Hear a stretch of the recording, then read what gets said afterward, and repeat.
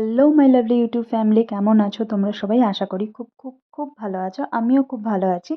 আর আজকে ছিল রবিবার, আর আমি আজকে বাড়ি থেকে স্টার্ট করলাম এগেন আরেকটা জার্নি। কারণ আজকে আমি যাচ্ছিলাম ম্যাঙ্গলোর। 3 দিনের আমাদের ওয়ার্কশপ পড়েছে, তাই এই 3 দিনের জন্য যেতে হচ্ছে। সাডেনলি ওরা ইনফর্ম করেছে।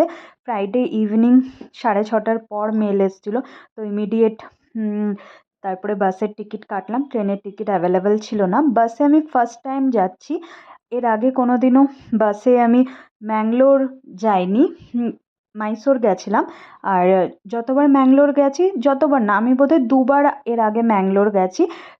দুবারই আমি ট্রেনে গেছিলাম, কারণ এক সপ্তাহ আগে ইনফর্ম করেছিল। এবার তো খুব সাডেন ইনফর্ম করা হয়েছিল। আর এবার আমি যাচ্ছিলাম আইআরসিটিসির বাসে, যে বাসগুলোকে অমরাবতী বলে। আর এটা খুবই ভালো স্লিপার বাস।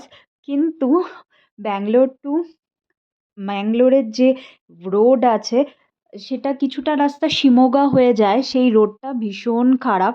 আর খুব লাকিলি এবার আমি যে সিটটা পেয়েছিলাম, সেটা আমি সিঙ্গেল লেডির কেটেছিলাম। পাশের সিটটা ফুল খালি ছিল, তাই রাত্রে অসুবিধা হয়নি। এত বাস জার্কিং করছে, আমি যে উইন্ডো সাইডে সিটটা শুয়েছিলাম সেটা থেকে গড়িয়ে আমি নিচের দিকে আরেকটা যে সিট ফাঁকা আছে সেখানে আমি চলে আসলাম। ভাগ্যিস এবার কেউ আরেকজন অ্যাকম্পানিড হয়নি, নাহলে ভীষণ অসুবিধা হতো। আর আমি এবার উঠেছিলাম জিঞ্জার হোটেলে। আর পুরোটাই পরে গিয়ে রিইম্বার্স করা যায় আমাদের, তো এটা একটা সুবিধা আছে।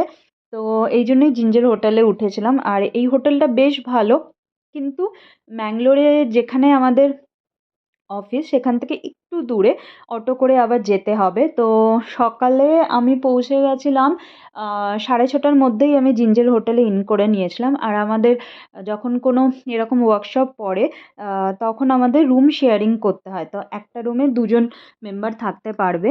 তো এবার আমি ফার্স্ট এসছিলাম, তারপরে আমার আরেকটা ফ্রেন্ড এসছিল।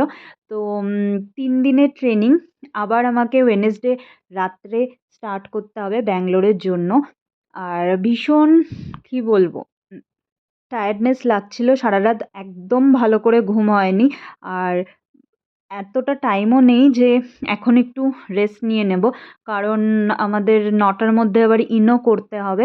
তো তাই আর আমি আর শুইনি। আর আমার ফ্রেন্ডটা এসেছিলো অলমোস্ট 7:30-তে, 1 ঘন্টা পরে ও এসেছিলো। তো তারপরে আমি স্নান করে রেডি হয়ে চলে গেছিলাম নিচে ব্রেকফাস্ট করতে। আর এদের যে বুফে ব্রেকফাস্ট দেওয়া হয় সেটা ভীষণ ভালো, সেটা আমি শ্যুট করতে পারিনি।